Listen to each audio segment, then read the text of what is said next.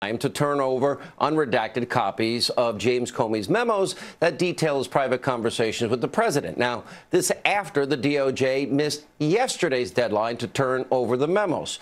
And with reaction, House Intelligence Committee Chairman Congressman Devin Nunes. You know, my first point is this, Congressman.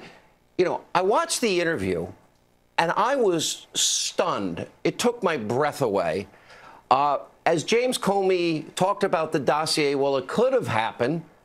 The bulk of information to obtain that warrant to spy on an American, an associate of the Trump campaign in an election year, was the dossier. And if it wasn't for you and your committee, we never would have learned that, or the Grassley-Graham memo that came out. Do you think what does that mean about what they said to a FISA court? The irony here is quite frankly hard to believe. You know, some of the language that Mr. Comey uses, like he says, well, it's currently, or I think he said it's certainly possible that the Russians had information on Trump. Well, it's certainly possible. It's certainly possible that the Russians could have information on Comey. It's certainly possible that the Russians could have information on Hillary Clinton. It's certainly possible that they could have information on all kinds of people. When that dossier, which made up the bulk of the FISA application and subsequent 3 renewal applications, if it's possible and it wasn't verified and it wasn't corroborated and you still presented it to a judge and you never told the judge that Hillary paid for it, bought and paid for it, and that it was a foreign national that printed salacious, unproven lies from Russian sources, did they lie to a FISA court judge, in your opinion?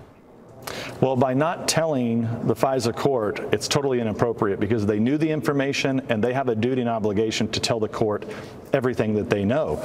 But Sean, let's go back also to when we were first briefed about the dossier, we, Congress. So we heard in Mr. Comey's interview what he said, what President Trump's reaction was to learning about the dossier. And he talked about why he didn't tell President Trump that it was paid for by his political opponents.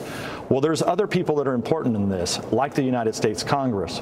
I was in the meeting with Senator McConnell, with Leader McConnell, with the Speaker of the House, Paul Ryan, and many others, where he had ample opportunity in early 2017 to tell us who paid for the dossier. We were briefed on the dossier, and I can tell you, if they would have brought up, if the FBI would have presented to us on that day that this information was paid for by the Democratic Party and then used, or forget the fact that it was even used in the FISA. And wasn't verified.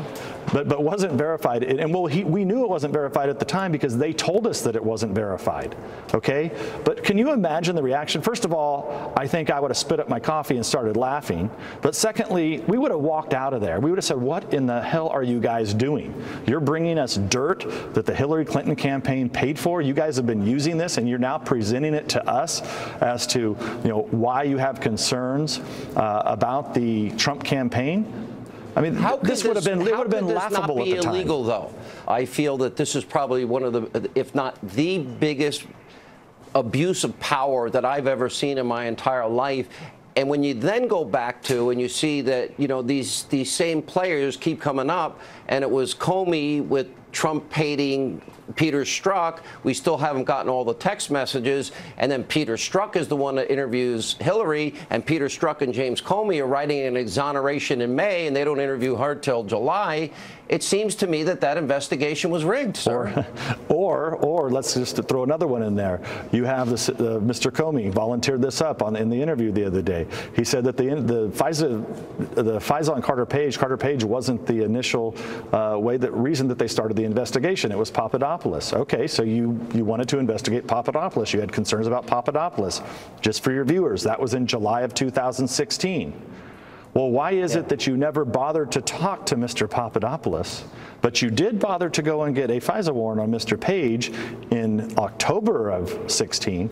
You don't talk to Papadopoulos until 2017? Well, wait a second. I thought Papadopoulos was the reason you started the investigation in the first place. So these are all unanswered questions. It keeps unraveling on them, but we have to keep fighting. Well, we need the information. Bit by bit by bit. We need the information. We need all the information.